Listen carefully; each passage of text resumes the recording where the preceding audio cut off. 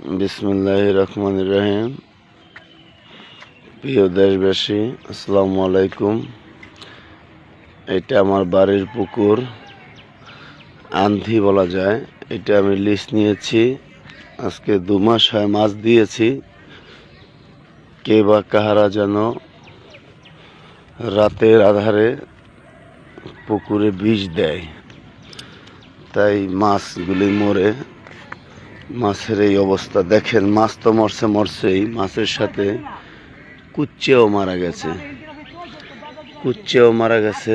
সারা পুকুরে মাছ দেখেন, মাছ আর মাছ। সবাই আমার জন্য দোয়া করবেন, এই দুঃখ যেন সইতে পারি। আর কিছু বলার নাই, সবাই শুধু আমার জন্য দোয়া করবেন। অনেক কষ্ট